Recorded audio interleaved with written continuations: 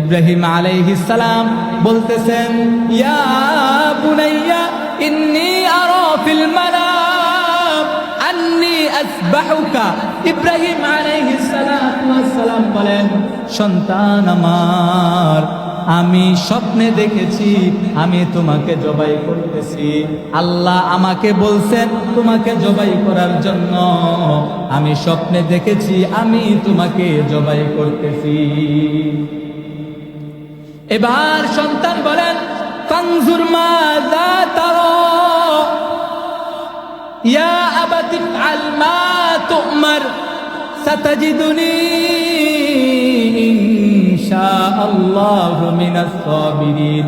সন্তান বলে, বাবা আমার, আল্লাহ যে জিনিসের ব্যাপারে আপনাকে আদেশ করেছে এতে কোনো চিন্তার কোনো কারণ নাই। ইনশাআল্লাহ ইনশাআল্লাহ আপনার সাথে আমি 100% আছি। এবার ইব্রাহিম আলাইহিস সালাতু ওয়াস সালাম সন্তানকে বলে, সন্তান আমার, তোমার মতো এরকম সন্তান পাওয়া বড় ভাগ্যের বিষয়। তোমার মতো এরকম সন্তান পেয়ে আমি আমাকে নিজেকে বড় গর্বিত মনে করতেছি। ইব্রাহিম আলাইহিস সালাতু ওয়াস সালাম নিজের সন্তানকে বুকে চলে আনিলেন। নেওয়ার পরে এবার বলতেছেন, আল্লাহ আমাকে বলছেন তোমাকে জবাই করার জন্য, এবার আমি তোমাকে জবাই করব। এবার সন্তান বলতেছেন, বাবা আমার, আল্লাহ যেহেতু আদেশ করেছে আল্লাহর আদেশ পূরণ করাই লাগবে। আপনি যেহেতু আল্লাহ তাআলার আদেশ পূরণ করবেন, আপনি এই জন্য আমার 3টা শর্ত মানতে হবে। 1 নাম্বার শর্ত হলো, আমার গায়ের ভিতরে যে জামাটা আছে আমাকে জবাই করার পরে আমার এই জামাটা, রক্তমাখা জামাটা আমার মার কাছে নিয়ে দিয়ে দিবেন। কেননা আমার মা যখন সন্তান হারাইবে, হারানোর পরে মনের ভিতরে বহু ব্যথা থাকবে। যখন সন্তান হারা ব্যথা থাকবে, এমন সময় আমার পোশাকটা যখন আমার মার কাছে দিবেন, এই পোশাক দেখে দেখে দেখে আমার মা সন্তান হারা বেদনা দূর করবে। এবার ইসমাইল আলাইহিস সালাতু ওয়াস সালাম বলেন, বাবা আমার 2 নাম্বার প্রশ্ন হলো, 2 নাম্বার নসিহত হলো, আপনি যখন আমাকে জবাই করবেন তখন আমার হাত পা গুলা এমন ভাবে বেঁধে নিবেন, আমার হাত পা গুলা বেঁধে নিবেন। কেননা মৃত্যুর যন্ত্রণা এত কঠিন। যখন মৃত্যুর যন্ত্রণা মানুষের নিকট আসে তখন মানুষগুলো এমন ভাবে ছটফট করে কান্না শুরু করে, এমন ছটফট করা শুরু করে, মানুষের হাত পা গুলো এমন ভাবে নাড়ানো শুরু করে। তার ফলে আপনি যখন আমাকে জবাই করবেন তখন আমার হাত পা লড়তে পারে।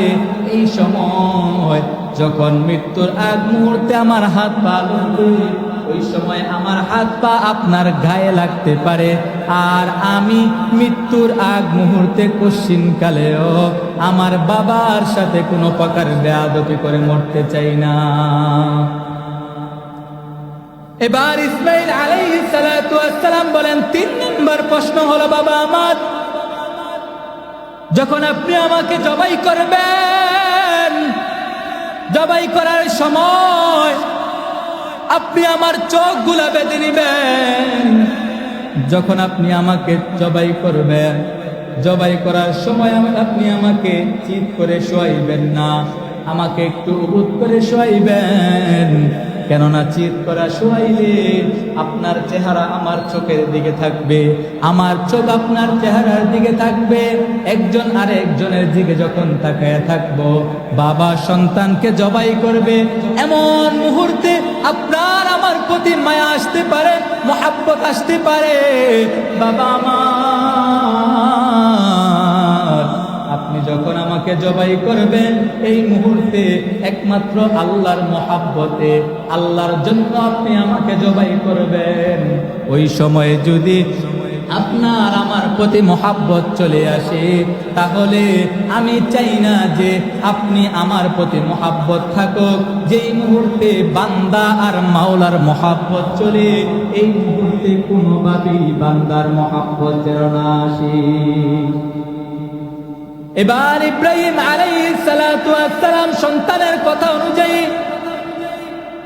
ফালাম্মা আসলামা ওয়াজহাহু ওয়া তাল্লাহু লিল জাবিল, ইব্রাহিম আলাইহিস সালাতু ওয়াস সালাম উভয়ের সম্মতিতে একসাথে যখন জবাই করার জন্য প্রস্তুতি গ্রহণ করলেন, ইব্রাহিম আলাইহিস সালাতু ওয়াস সালাম ছুরি ধরলেন, জবাই করবে, জবাই করার জন্য ছুরি ধরলেন।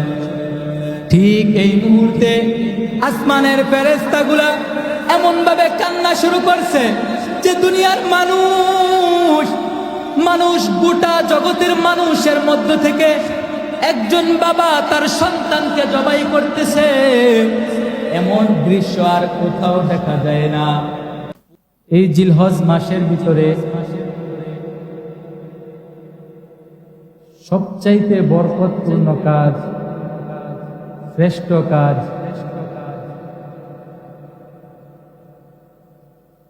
কাজটি হলো আল্লাহর রাস্তায়, আল্লাহর জন্য নিজের জান মালকে কুরবানি করা। এই কুরবানি কি?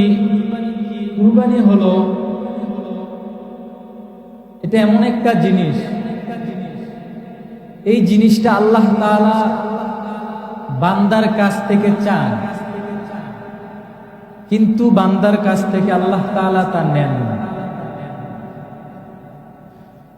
আল্লাহ তাআলা কুরবানি চান কিন্তু নেন না।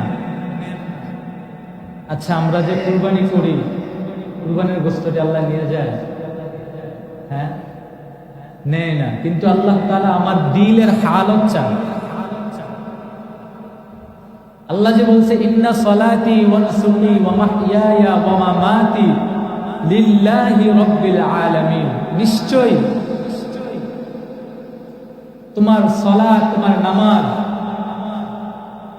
নিশ্চয়ই আমার নামাজ, ওয়া নুসুকি আমার কুরবানি, ওয়া মাহইয়ায়া ওয়া মামাতি আমার হায়াত, আমার মওত, লিল্লাহি রাব্বিল আলামিন, একমাত্র সমস্ত জগতের প্রতিপালক আল্লাহ তাআলার জন্য। এই জন্য আল্লাহ তাআলা আমাকে কুরবানি করার জন্য বলছেন যে তুমি কুরবানি করো, তোমার কাছ থেকে আমি কুরবানি চাই, কিন্তু আমি নেব না কুরবানি। তো এই কুরবানিটাকে রাসূল সাল্লাল্লাহু আলাইহি ওয়াসাল্লাম হাদিসে পাকের ভিতরে বলতেছেন, সাহাবায়ে কেরাম জিজ্ঞাসা করছেন, قال أصحابنا رسول الله صلى الله عليه وسلم, আল্লাহ রাসূল সাল্লাল্লাহু আলাইহি ওয়াসাল্লামের সাহাবীরা আল্লাহ রাসূল সাল্লাল্লাহু আলাইহি ওয়াসাল্লামকে বলতেছেন, ইয়া রাসূলুল্লাহ মা হাদিহিল আদাহিয়্যু, হে আল্লাহর রাসূল এই কুরবানি কি? আল্লাহ রাসূল সাল্লাল্লাহু আলাইহি ওয়াসাল্লাম বলতেছেন, ক্বালা সুন্নাত আবিকুম ইব্রাহিম, এই কুরবানি হলো আমাদের পিতা, আমাদের জাতির পিতা ইব্রাহিম আলাইহিস সালাতু ওয়াস সালামের সুন্নাত। কুরবানি কি? আমাদের পিতা, জাতির পিতা ইব্রাহিম আলাইহিস সালাতু ওয়াস সালামের সুন্নাত। তিনি কে? ইব্রাহিম আলাইহিস সালাতু ওয়াস সালাম তিনি কে? কেমন মানুষ? তিনের ব্যাপারে আল্লাহ তাআলা বলতেছেন, إذ قال له أسلم قال أسلمت لرب العالمين। আল্লাহ বলেন ইব্রাহিম আলাইহিস সালাতু ওয়াস সালামকে বলেন, হে ইব্রাহিম তুমি সারেন্ডার করো, আত্মসমর্পণ করো। قال أسلمت لرب العالمين। ইব্রাহিম আলাইহিস সালাতু ওয়াস সালাম বলেন, আমি আমার রব, গোটা জগতের প্রতিপালক, যিনি আসমান জমিন সৃষ্টি করেছেন, তিনার কাছে আমি আত্মসমর্পণ করলাম। কেমন আত্মসমর্পণ করছেন?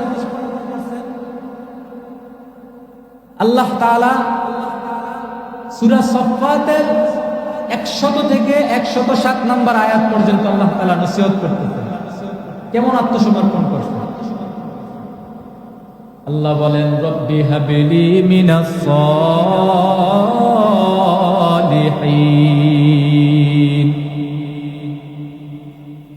ইব্রাহিম আলাইহিস সালাতু ওয়াস সালাম আল্লাহর কাছে বলেন রব্বি হাবিলি মিনাস সালিহিন, ও রব আমাকে আপনি একজন নেককার সন্তান দান করেন। আল্লাহ বলেন ফাবাশশারনাহু বিগুলামিন হালিম, আমিও ইব্রাহিমকে একজন নেককার সন্তান অর্থাৎ সহনশীল সন্তান দান করে দিলাম। এমন সন্তান যেই সন্তান হলেন হালিম। হালিম বলতে কি বোঝায়? হালিম বলতে বোঝায় যে আল্লাহ তাআলার কাজের ক্ষেত্রে, আল্লাহ তাআলার হুকুমের ক্ষেত্রে বান্দা পশ্চিম কালেও কোনো কিলোকাল করে না, এমন ব্যক্তিকেই সহনশীল এবং হালিম বলে বোঝায়। এমন সন্তান আমি ইব্রাহিমকে দান করে দিলাম। আল্লাহ ইব্রাহিমকে এমন সন্তান দান করার পর ইব্রাহিম আলাইহিস সালাতু ওয়াস সালাম কে বলেন, ইব্রাহিম যাও তোমার সন্তানকে নিয়ে তুমি এমন এক জনমানবহীন স্থানে রেখে আসো, যেই জায়গার ভিতরে কোনো মানুষ নাই, কোনো গাছগাছালি নাই, সরলতা নাই, কোনো প্রকার পানিও নাই, খাদ্য সমর্পণ কিছুই নাই। এমন এক স্থানে তুমি ইব্রাহিম তোমার সন্তান ইসমাইলকে রেখে যাও। বিশাল লম্বা কাহিনী। ইব্রাহিম আলাইহিস সালাতু ওয়াস সালাম তার সন্তান ইসমাইল আলাইহিস সালামকে এবং হাজেরা আলাইহিস সালাতু ওয়াস সালামকে উভয়কে এমন এক স্থানে রাখলেন যেখানে কোনো মানুষ নাই। এমন স্থানে রেখে তিনি চলে গেলেন ইরাকের মধ্যে। ইরাকে যাওয়ার পরে একদিন, 2 দিন, 1 বছর, 2 বছর এরকম করে 5 থেকে 6 বছর অতিবাহিত হয়ে গেল। এবার আল্লাহ তাআলা ইব্রাহিম আলাইহিস সালাতু ওয়াস সালামকে ঘুমের ঘরে স্বপ্নে দেখায়া দেয়, ইসবাহ মা তুহিব্বু, হে ইব্রাহিম তুমি তোমার প্রিয় বস্তুটাকে আমার রাহে কুরবানি করো। ইব্রাহিম আলাইহিস সালাতু ওয়াস সালাম ঘুম থেকে উঠিয়া 1টা নয় 2টা নয় 100 উট আল্লাহর রাস্তায় কুরবানি করে দিলেন। আবার ইব্রাহিম আলাইহিস সালাতু ওয়াস সালাম যখন ঘুমিয়ে গেলেন, আবারও ঘুমের ঘরে ইব্রাহিম আলাইহিস সালাতু ওয়াস সালামকে স্বপ্নে যোগে দেখায়, ইসবাহ মা তুহিব্বু, ও ইব্রাহিম তোমার প্রিয় বস্তুটাকে আমার রাহে কুরবানি করো। ইব্রাহিম আলাইহিস সালাতু ওয়াস সালাম আবারও ঘুম থেকে জাগিয়া তার পরের দিন 100 উট কুরবানি করে দিলেন। আবার তার পরের দিন ইব্রাহিম আলাইহিস সালাতু ওয়াস সালামকে আল্লাহ ঘুমের ঘরে স্বপ্নে দেখায়, ইসবাহ মা তুহিব্বু, ইব্রাহিম তুমি তোমার প্রিয় বস্তুটাকে আমার রাহে কুরবানি করো। ইব্রাহিম আলাইহিস সালাতু ওয়াস সালাম এবার আর বুঝতে দেরি নাই। এবার তিনি বুঝতেছেন যে তিনার প্রিয় বস্তু হিসেবে আর কিছু হতে পারে না। তার প্রিয় বস্তু হলো তার প্রিয় সন্তান ইসমাইল আলাইহিস সালাম। ইরাক থেকে ইব্রাহিম আলাইহিস সালাতু ওয়াস সালাম রওনা দিয়ে দিলেন। ইব্রাহিম আলাইহিস সালাতু ওয়াস সালাম মক্কার দিকে ইরাক থেকে রওনা দিয়ে দিলেন। ইরাকের থেকে মক্কায় যাওয়ার পরে দেখতেছে মক্কার ভিতরে যেই রকম ভাবে মরুভূমি দেখছিল, সন্তান দিয়ে আসবার সময় মরুভূমি দেখছে, জনমানবহীন অবস্থায় দেখছে। এখন দেখে জনমানবহীন আর নয়, এখন দেখতেছে জনমানবে ভরপুর হয়ে গেছে। এখন আর গাছপালাহীন নয়, এখন গাছপালা ভরপুর হয়ে গেছে। ইব্রাহিম আলাইহিস সালাতু ওয়াস সালাম মক্কার ভিতরে যাওয়ার পরে মানুষদেরকে বলে, মক্কার মানুষেরা তোমরা কি ইসমাইলকে চিনো? ইসমাইলের মা হাজেরাকে চিনো? মক্কার মানুষেরা বলে, হ্যাঁ আমরা ইসমাইলকে চিনি, ইসমাইলের মা হাজেরাকেও চিনি। বলতেছে তার ঘর কোথায় জানো? মানুষগুলা দেখায় দেয়, যাও ওই যে ওই জায়গায় ইসমাইলের ঘর। ইব্রাহিম আলাইহিস সালাতু ওয়াস সালাম ঘরের নিকট চলে গেলেন। যাওয়ার পরে ঘরের নিকট যাওয়ার পরে দরজার কাছে ডাক দিয়া বলেন, ইসমাইল সন্তান আমার ঘরে আসনি। ইসমাইল আলাইহিস সালাতু ওয়াস সালাম ঘর থেকে মার কাছ থেকে বের হয়ে আইসা দরজার ভিতরে দাঁড়াইলেন। দাঁড়ানোর পরে দেখতেছে এমন একজন ব্যক্তির আছে, এমন একজন ব্যক্তি ঘরের বাহিরে দাঁড়ানো, যেই ব্যক্তির গায়ের ভিতরে একটা জামা পরা, যেই জামাটার মতো হুবহুব জামাও তার ঘরের ভিতরে একটা আছে। ওই জামাটার ভিতরে ওই জামাটাকে নিয়া তার মা প্রায় সময় ভালোবাসা প্রকাশ করে তা দেখতেছেন। প্রায় সময় ওই জামাকে ধরে ধরে ধরে ধরে তার মা কান্না করে। প্রায় সময় ওই জামাকে ধরে ধরে বলে, ও আমার ইসমাইল, এটা তোমার বাবার জামা। ঠিক এই জামার মতো হুবহুব জামা বাহিরে যেই ব্যক্তি দাঁড়ায় আছে ওই ব্যক্তির গায়ের ভিতরে হুবহুব ওই জামা আছে। এবার ইসমাইল আলাইহিস সালাতু ওয়াস সালাম দেখতেছেন মার কাছ থেকে বাবার বর্ণনা যেইভাবে শুনছে, মার কাছ থেকে বাবার বর্ণনা যেইভাবে শুনছে, ঠিক হুবহুব ওই রকম একজন ব্যক্তি বাহিরে দাঁড়ানো। এবার ইসমাইল বলতেছেন, আপনি আমার বাবা ইব্রাহিম? আমি যদি ভুল না করে থাকি তাহলে আপনি আমার বাবা ইব্রাহিম। তখন ইব্রাহিম আলাইহিস সালাতু ওয়াস সালাম চোখের পানি ছেড়ে দিয়ে সন্তানের দিকে দুইখানা হাত বাড়ায়া দিল। এইভাবে হাত বাড়ায়া দিয়ে বলতেছে, আমি তোমার বাবা, আমি তোমার বাবা ইব্রাহিম। বাবা আয়া আয় আমার বুকে আয়। সাথে সাথে ইসমাইল আলাইহিস সালাতু ওয়াস সালামকে বুকে নেওয়ার পর ইব্রাহিম আলাইহিস সালাতু ওয়াস সালাম বুকে জড়ায়া কপালে চুমু খায়, চোখে চুমু খায়, গালে চুমু খায়। কতদিন পরে সন্তানকে দেখছেন। আবার মনে মনে চিন্তা, আমার রব বলছে আমি আমার প্রিয় বস্তুকে আল্লাহর রাহে কুরবানি করার জন্য। এই চিন্তা করে বিবি হাজরাকে ডাক দেয়া বলে, বিবি আমার সন্তানকে তুমি সাজায়া দাও। আমার সন্তানকে নিয়ে আমি ঘুরতে যাব মিনার ভিতরে, আমার সন্তানকে নিয়ে আমি মিনায় ঘুরতে যাব, আমার সন্তানকে সাজায়া দাও। হাজেরাও তার সন্তানকে সুন্দর করে সাজিয়ে দিলেন, কেননা বাবা তার সন্তানকে নিয়ে অনেক দিন পরে মিনায় ঘুরতে যাবে। সন্তানকে খুব সুন্দর করে সাজিয়ে দিলেন। ইব্রাহিম আলাইহিস সালাতু ওয়াস সালাম সন্তানকে নিয়ে মিনার দিকে রওনা হয়ে চলে গেলেন।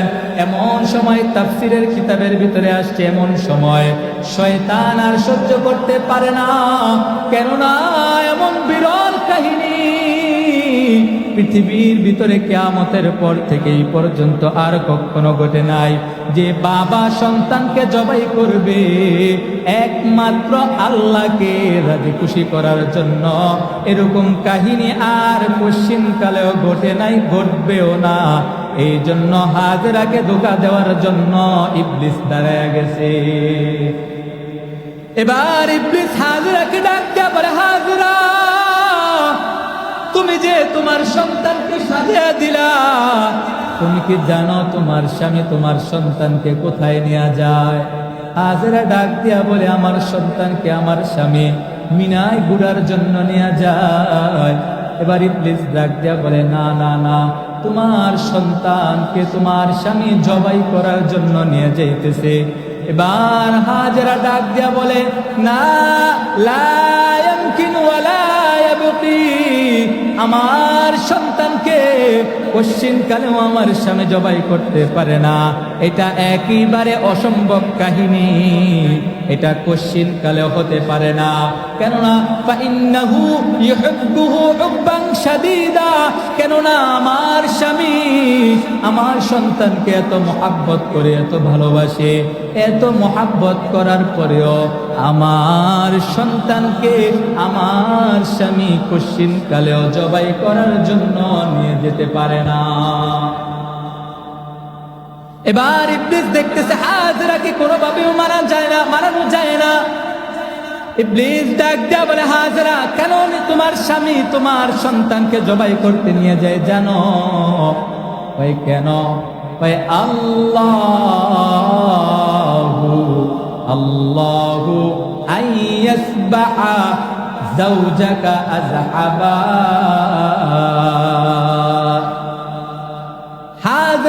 হাজরাকে বলতেছে তোমার সন্তানকে তোমার স্বামী এই জন্য নিয়ে যায় যে তোমার স্বামী তোমার সন্তানকে এই জন্য নিয়ে যায় যে আল্লাহ তোমার স্বামীকে আদেশ করছে তোমার স্বামী যেন তোমার সন্তানকে জবাই করে, এই জন্য তোমার স্বামী তোমার সন্তানকে জবাই করার জন্য নিয়ে যাচ্ছে।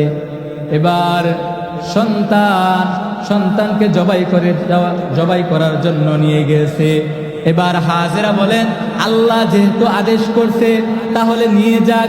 যদি এটা আমি আগে জানতাম যে আল্লাহ আদেশ করছে তাহলে আমি শুধু এরকম ভাবে আমার সন্তানকে পাঠিয়ে দিতাম না, তখন আমি আমার সন্তানকে জবাই করার জন্য, আল্লাহর আদেশ পূরণ করার জন্য আরো স্বতঃস্ফূর্ত ভাবে আমার স্বামীর সাথে অংশগ্রহণ করতাম।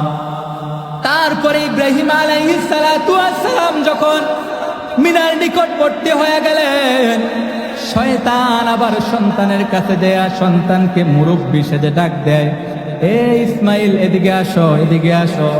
ইসমাইল আলাইহিস সালাতু ওয়াস সালাম আসলেন।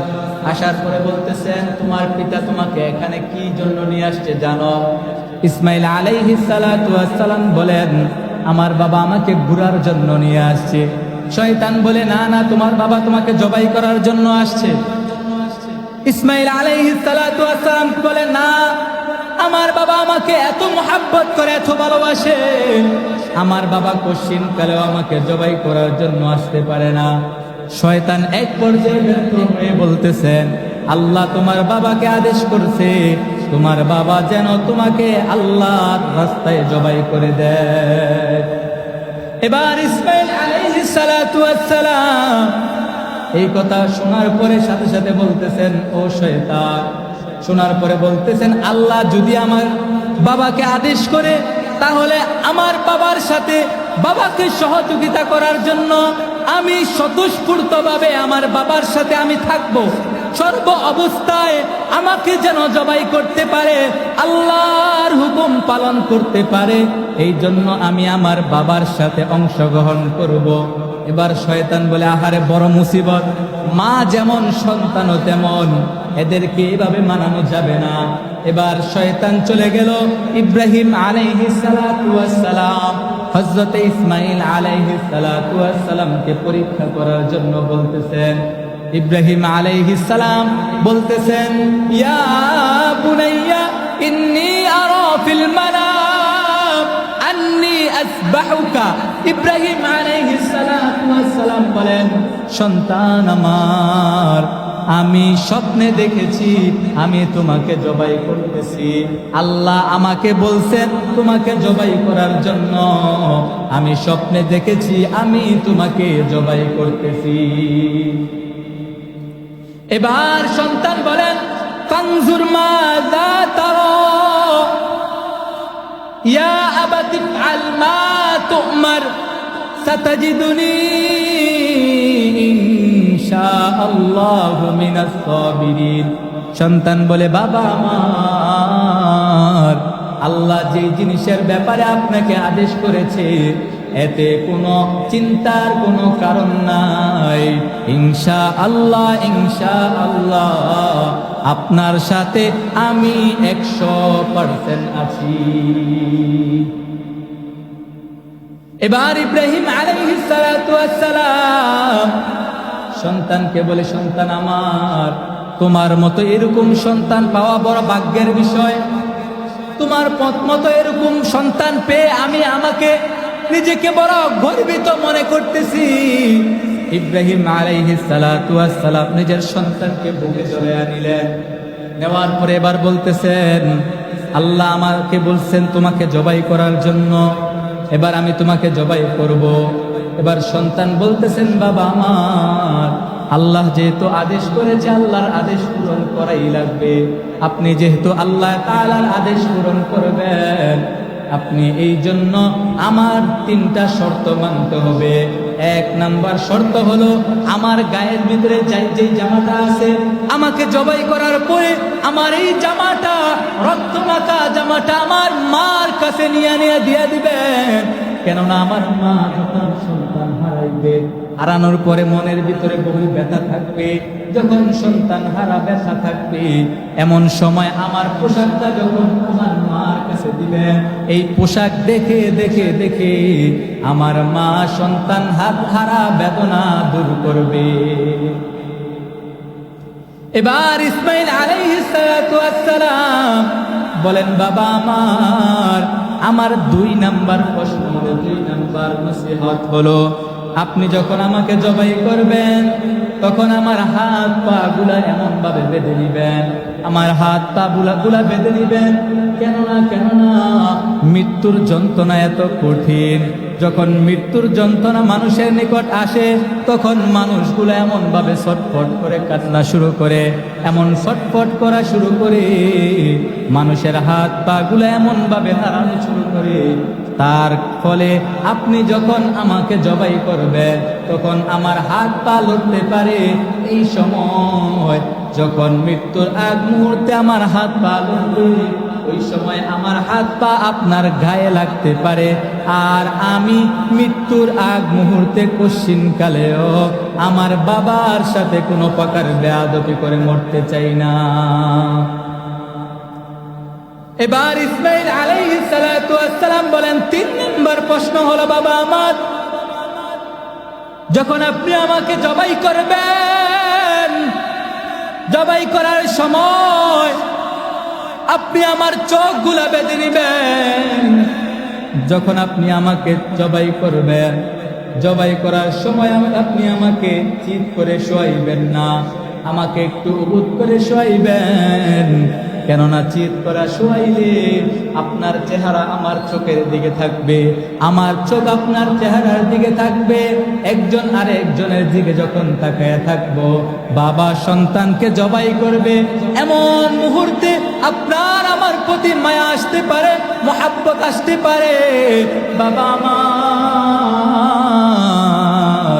আপনি যখন আমাকে জবাই করবেন, এই মুহূর্তে একমাত্র আল্লাহর মহাব্বতে, আল্লাহর জন্য আপনি আমাকে জবাই করবেন। ওই সময়ে যদি আপনার আমার প্রতি মহাব্বত চলে আসে, তাহলে আমি চাই না যে আপনি আমার প্রতি মহাব্বত থাকুক। যেই মুহূর্তে বান্দা আর মাওলার মহাব্বত চলে, এই মুহূর্তে কোনোভাবেই বান্দার মহাব্বত যেন না আসে। এবার ইব্রাহিম আলাইহিস সালাতু ওয়াস সালাম সন্তানের কথা অনুযায়ী ফালাম্মা আসলামা ওয়াজহাহু ওয়া তাল্লাহু লিল জাবিল, ইব্রাহিম আলাইহিস সালাতু ওয়াস সালাম উভয়ের সম্মতিতে একসাথে যখন জবাই করার জন্য প্রস্তুতি গ্রহণ করলেন, ইব্রাহিম আলাইহিস সালাতু ওয়াস সালাম ছুরি ধরলেন, জবাই করবে, জবাই করার জন্য ছুরি ধরলেন। ঠিক এই মুহূর্তে আসমানের ফেরেশতাগুলা এমন ভাবে কান্না শুরু করছে যে দুনিয়ার মানুষ গোটা জগতের মানুষের মধ্য থেকে একজন বাবা তার সন্তানকে জবাই করতেছে, এমন দৃশ্য আর কোথাও দেখা যায় না। পুরা আসমান জমিনের ফেরেশতাগুলা কান্না শুরু করছে, জিবরাইল আমিনও কান্না শুরু করছে। আল্লাহ তাআলা এমন অবস্থা দেখে আল্লাহ তাআলা জিবরাইল আলাইহিস সালাতু ওয়াস সালামকে বলেন, জিবরাইল যাও, আমার পয়গম্বর তার সন্তানের জবাই করার ক্ষেত্রে আমার পয়গম্বর তার পরীক্ষার ক্ষেত্রে সে উত্তীর্ণ হয়ে গেছে। যাও যাও যাও, জান্নাত থেকে ওই দুম্বাটা নিয়া তার ছুরির নিচে রেখে দাও। ইব্রাহিম আলাইহিস সালাতু ওয়াস সালাম চোখ বাঁধা জবাই করতেছে, সন্তানকে পচাইতেছে, অথচ সন্তান কাটতেছে না। কেননা আল্লাহ তাআলার বারণ যে সন্তান কাটবি না। ইব্রাহিমের ছুরি সন্তানকে কাটবি না। ইব্রাহিম আলাইহিস সালাতু ওয়াস সালাম পচাইতেছে, অথচ কাটে না। আর যেই দুম্বাটা এনে দিলেন, সাথে সাথে কেটে গেলেন। আর জিব্রাইল আলাইহিস সালাতু ওয়াস সালাম দুম্বা নিয়ে আসে আর বলে আল্লাহু আকবার, আল্লাহু আকবার। আর পুরো আসমান জমিনের সমস্ত ফেরেশতারা বলে লা ইলাহা ইল্লাল্লাহু, আল্লাহু আকবার, আল্লাহু আকবার। আর এমন দৃশ্য হযরত ইসমাঈল আলাইহিস সালাতু ওয়াস সালাম দেখে বলেন ওয়ালিল্লাহিল হামদ, লা ইলাহা ইল্লাল্লাহু, আল্লাহু আকবার, আল্লাহু আকবার, ওয়ালিল্লাহিল হামদ। এই তাকবীরে তাশরিক যখন ইব্রাহিম আলাইহিস সালাতু ওয়াস সালাম পড়লেন, জিব্রাইল আলাইহিস সালাতু ওয়াস সালাম পড়লেন, ইসমাঈল আলাইহিস সালাতু ওয়াস সালাম পড়লেন, এই তিনজনের আল্লাহু আকবার, আল্লাহু আকবার, লা ইলাহা ইল্লাল্লাহু, আল্লাহু আকবার, আল্লাহু আকবার, ওয়ালিল্লাহিল হামদ, তিনজনের একসঙ্গে পড়াকে একসঙ্গে করে গোটা কিয়ামতের আগ পর্যন্ত যত আনেওয়ালা উম্মত আসবে সকলের জন্য আল্লাহ তাআলা ওয়াজিব করে দিয়েছেন। ওই কুরবানির একদিন আগ মুহূর্ত থেকে, অর্থাৎ 9 তারিখ ফজরের পর থেকে 13 তারিখ আসরের পর পর্যন্ত। এই জন্য আল্লাহ তাআলা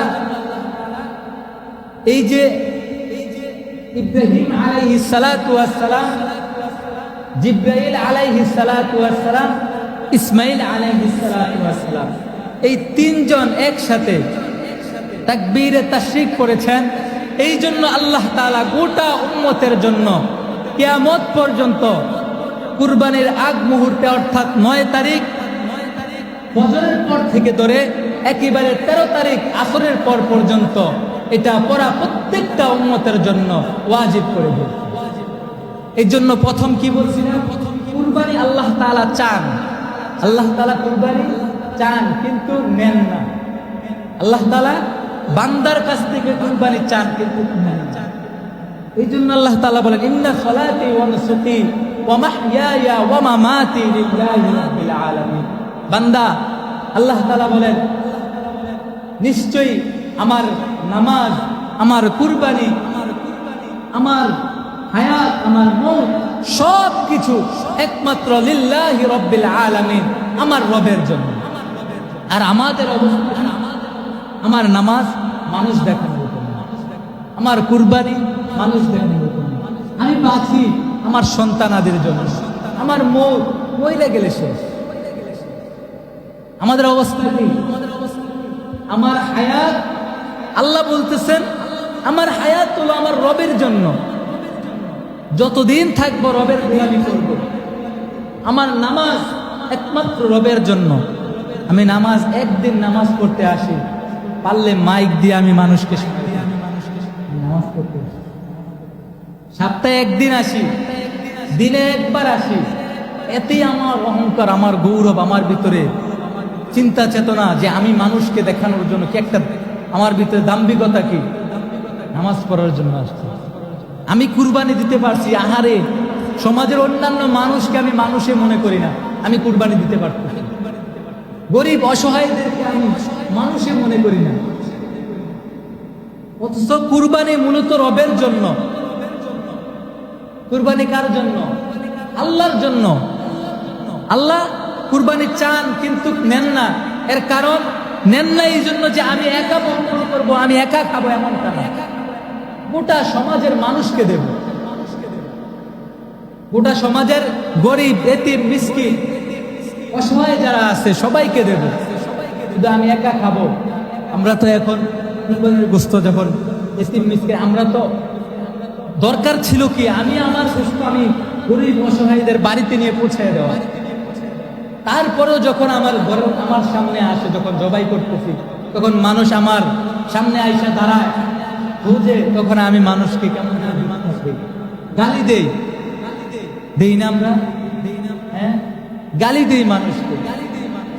অথচ আমাদের দরকার ছিল কি মানুষের বাড়িতে বাড়িতে যাই পৌঁছে দেওয়া। আল্লাহ তাআলা আমাদেরকে বুঝবে। আর কুরবানির পশু কেনার ক্ষেত্রে কার্পণ্য করবেন না কেউ, যে কম দামে আতুরাটা একটু নেত্রা দেয়া যায়, একটু কম দামে দৌড় এরকমটা কেউ করবে। যত সুন্দর এই যে জান্নাত থেকে দুম্বাটা আনছিল, তাফসীরের ভিতরে আসছে, তাফসীরের কিতাবের ভিতরে আসছে, এই দুম্বাটার শিং ছিল সুন্দর, চোখগুলা ছিল টানা টানা, খুব সুন্দর। দুম্বাটার দেহ ছিল খুব সুন্দর।